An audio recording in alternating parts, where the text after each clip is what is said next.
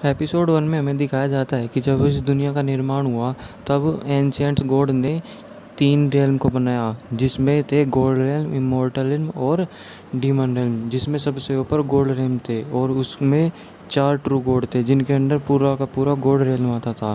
तभी यहीं पे सीन शिफ्ट होता है और हम देखते हैं टेम्पल ऑफ लव को, जहाँ पे सभी इमोर्टल्स और गॉड वहाँ पे अपने अपने लव को ढूंढने के लिए आए हुए होते हैं। तभी हम वहाँ पे हमारी फीमेल लीड को देखते हैं जिसका नाम सेंगो होता है, और उसके ही साइड में हमारी सेकंड फीमेल लीड होती है जिसका नाम यूमी होता है, और वो दोनों आपस में ही बात कर रहे होते हैं। तभी सेंगो यूमी से कहती है कि मैं तुम्हारे कहने पे यहाँ गॉड ऑफ लव टेम्पल में आ तो गई, पर यहाँ पे कुछ मुझे ज़्यादा अच्छा फील नहीं हो रहा है, यहाँ पे कुछ ऐसा है ही नहीं। इस पे यूमी कहती है कि तुमने मुझसे वादा किया था कि तुम यहाँ पे आओगी, इसलिए अब तुम्हें भी यहाँ पे अपनी वही लव की विश मांगनी होगी, जिस पे उसे मजबूरन मानना पड़ता है। और वो दोनों गॉडेस के ऑफ लव के पास चले जाते हैं अंदर, जहाँ हम देखते हैं कि यूमी अंदर प्रेयर करने के लिए चली जाती है। तभी वहाँ बाहर सेंगू खड़ी रहती है और सोचती है कि मुझे अभी अभी एक नया मैजिक सीखा है, तो क्यों ना मैं इन सब में बॉन्ड और बड़ा अच्छा बनाने के लिए उस मैजिक का इन पे इस्तेमाल कर दूँ। इसलिए वो उन पे एक मैजिक स्पेल को कास्ट करती है, जिस मैजिक स्पेल की वजह से वो जो उन लोगों में कुछ अजीब ही रिएक्शन होने लगते हैं। वो लोग अपने अगर मेल फीमेल आपस में तो एक दूसरे से लड़ाई कर रहे होते हैं और अपने सिमिलर नेचर के हिसाब से ही एक दूसरे को पसंद करने लग जाते हैं, यानी कि मेल मेल को पसंद करने लग जाता है और फीमेल फीमेल को। तभी वहाँ से यूमी बाहर आती है और सेंगू को कहती है कि तुमने ये क्या किया। तभी उनके पास कुछ फीमेल गॉडेस आ रही होती है। तभी वहाँ पे आसमान से एक किसी हाई गॉड की आवाज़ सुनाई देती है जो चिल्ला के सेंग को बुला रहे होते हैं। तभी वो दोनों वहाँ से गायब हो जाती हैं और तभी सीन यहीं पे शिफ्ट होता है और हमें दिखाया जाता है लोअर रियल्म में, जहाँ पे एक टीचर कुछ नए छोटे इमोर्टल्स को पढ़ा रहा होता है। और वहाँ पे हम देखते हैं कि ये हमारा फीमेल लीड है जिसका नाम बायजू है, और वहाँ पे 2 छोटे इमोर्टल लेट आते हैं जिन पे बायजू उन्हें डांटता है और उन्हें वहाँ से नीचे फेंक देता है। और हम देखते हैं कि वो तो उसका सिर्फ एक पर्पस था जिसकी वजह से वो लोग उड़ना सीख जाए, और वो उन्हें कहता है कि इसी तरीके से रोज़ प्रैक्टिस करना, तुम और अच्छी तरीके से अपने पावर को कंट्रोल करना सीख जाओगे। तभी वो वहाँ से जाता है और तभी वो कहता है कि अब बहुत देर हो गई, तुम भी बाहर आ जाओ। तभी पीछे से उस पर कोई हमला करता है और हम देखते हैं कि ये कोई और नहीं, ये तिएंगी है, यानी कि दूसरा ट्रू गॉड। और हम देखते हैं कि उन दोनों में बहुत ही अच्छी फाइट होती है, लेकिन बायजू तिएंगी को हरा देता है क्योंकि बायजू सभी ट्रू गॉड में सबसे ज़्यादा पावरफुल है। तभी तिएंगी बायजू को कहता है कि मैंने ड्रिंक की हुई है इसलिए मैं तुमसे हार गया। तभी वहाँ पे बायजू का फायर बीस्ट आता है जो उन्हें कहता है कि मास्टर तिएंगी आप तो मास्टर से हार गए, जिस पे वहाँ पे सभी वो छोटे इमोर्टल्स हंसने लग जाते हैं। तभी तिएंगी उस फायर बीस्ट को कहता है कि मैं अगर तुम मुझसे ऐसे बोलोगे तो मैं तुम्हें ड्रिंक करवा दूंगा, जिस पे वो उसे कुछ नहीं कहता। और बायजू और तिएंगी दोनों अंदर चले जाते हैं बात करने के लिए, जहाँ पे बायजू तिएंगी को एक गिफ्ट देता है जो कि 9 टेल फॉक्स से बना हुआ होता है। तभी भी तिएंगी बायजू को कहता है कि तुम्हें जियूंग ने गॉड रियल्म में बुलाया है क्योंकि वहाँ पे सेंग्यू का बर्थडे है।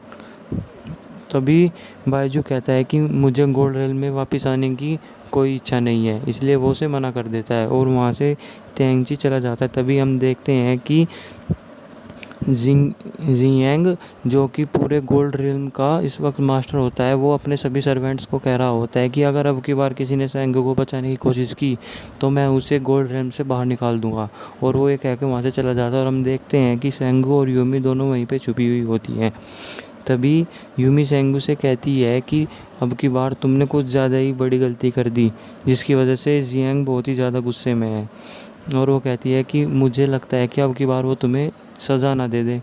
तभी यहीं पे सीन शिफ्ट होता है और हम देखते हैं कि बायजू भी गोल्ड रियल्म में आ जाता है और वो जाके जियांग से मिलता है, जिसे देख के जियांग बहुत ज़्यादा खुश होता है और उससे गले मिलने जाता है, लेकिन बायजू उससे गले नहीं मिलता। तभी जियांग बायजू को कहता है कि मैंने तुम्हें यहाँ पे सेंगू के बर्थडे के लिए नहीं बुलाया, बल्कि मैंने तुम्हें यहाँ एक बहुत ही इंपॉर्टेंट बात के लिए बताया। जिस पे तिएनची कहता है कि तुमने सब बर्थडे के लिए नहीं बुलाया था, और क्या चीज़ थी। तभी जियांग उसे बताता है कि जैसा कि तुम्हें पता है कि सेंगू ने उसके जन्म से उसके जो गॉड वेसल है वो सभी बंद है, वो ब्लॉक है, इसलिए सिर्फ तुम ही हो बायजू जो उसके वो सारे ब्लड वेसल्स को खोल सकते हो। जिस पे बायजू कहता है कि नहीं, मुझे इस चीज़ में कोई इंटरेस्ट नहीं है। तभी जियांग उसे कहता है कि मुझे तुम्हें एक चीज़ दिखानी है। तभी वो उन्हें एक जगह पे लेकर जाता है जो कि और तभी जियांग बायजू को बताता है कि नीदर वर्ल्ड का बैरियर धीरे धीरे कमज़ोर हो रहा है।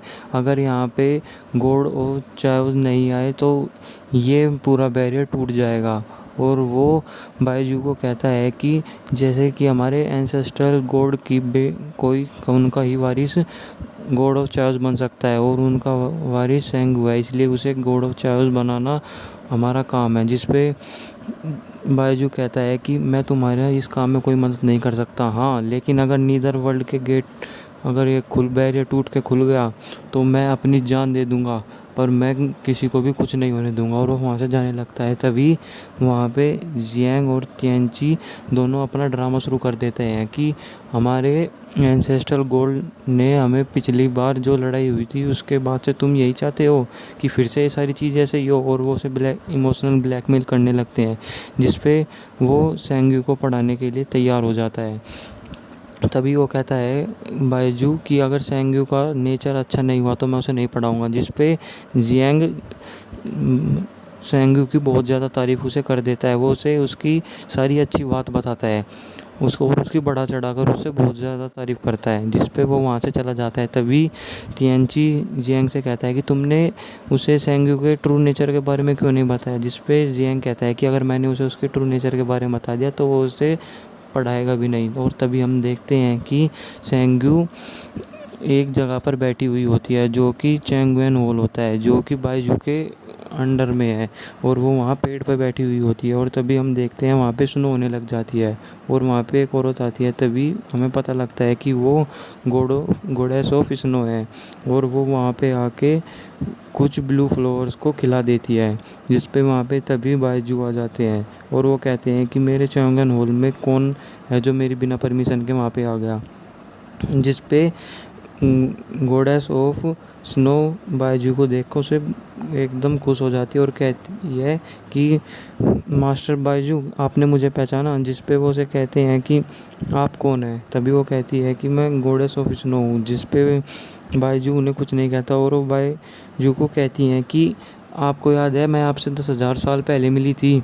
जिस पे वो उसे कुछ नहीं कहते, और कहती है कि मुझे पता है कि आपको ब्लू फ्लावर पसंद है, इसलिए मैंने यहाँ पे ब्लू फ्लावर उगाए हुए हैं आपके गार्डन में। जिसे देख के बायजू अपनी पावर से उन ब्लू फ्लावर्स को जला देता है, जिसे वहाँ पे बैठी हुई सेंगू भी देख रही होती है, और वो कहती है कि ये कितना ज़्यादा रूड है। तभी बायजू को वहाँ किसी को महसूस होता है कि कोई है। तभी वो वहाँ से पेड़ से सेंगू को नीचे गिर देते हैं, जिसे देख के सेंगू कहती हैं कि तुमने ये क्या किया, तुमने मुझे ऊपर से नीचे क्यों गिर दिया। जिस पे बायजू से कहते हैं कि तुम इस वक्त मेरे गार्डन में और तुम यहाँ पे छुप छुप के मेरी ये पे बात सुन रही हो सारी। तभी वहाँ पे स्नो गॉडेस उसे नमस्ते करती है सेंग्यू को, और कहती हैं कि गॉडेस ऑफ चाओ। और तभी उसे बायजू को पता लग जाता है कि यही है सेंग्यू, और वो तभी उसे हवा में लटका देता है और उसकी सारी गलती दिखाता है जो उसने टेम्पल ऑफ लव में की थी, और उसे वो अपने पावर से अपने घर से उड़ाते हुए गेट से बाहर फेंक देता है।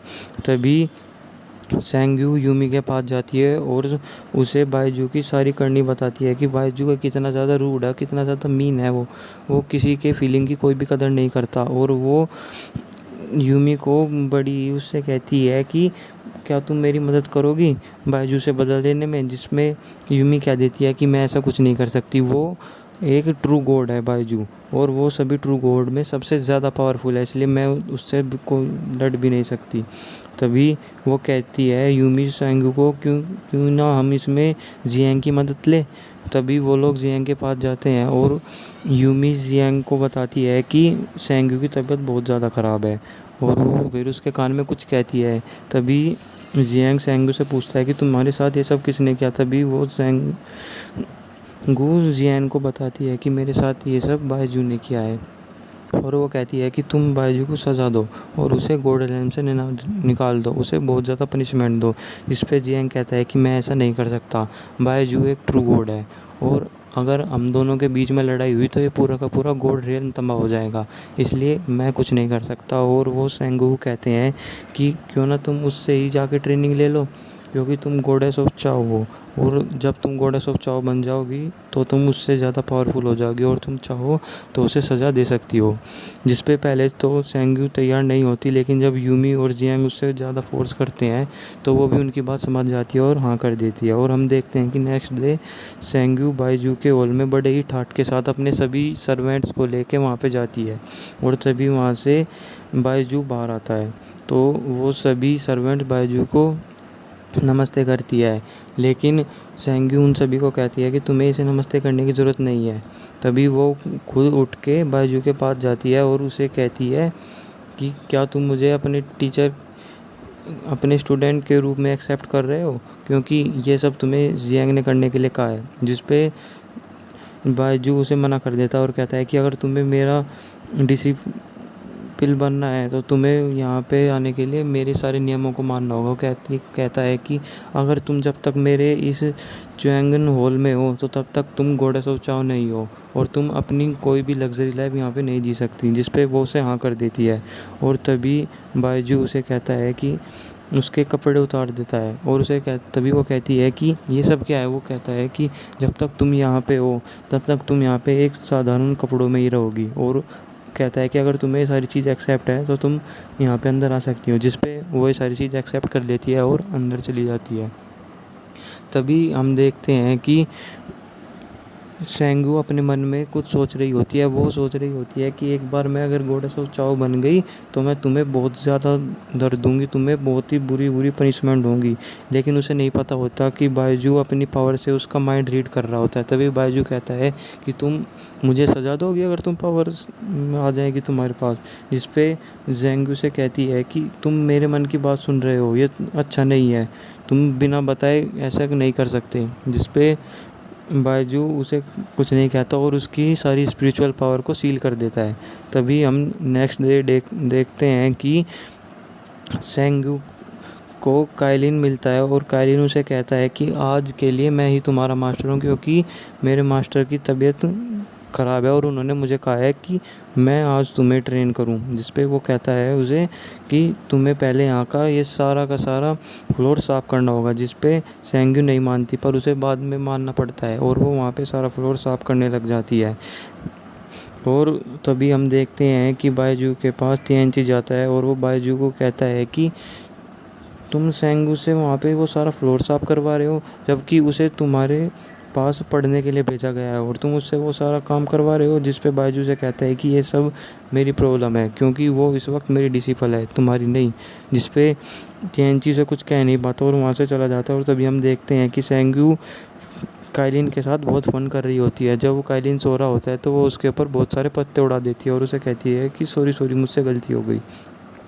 तभी हम देखते हैं कि सेंगू को बायजू बुलाता है और उसे उस तीनों रेल्म के बारे में पूछता है। जिस पे वो उसे उन तीनों रेल्म की सारे जवाब दे देती है। जिस पे बायजू से कहता है कि तुम्हें अच्छी नॉलेज है।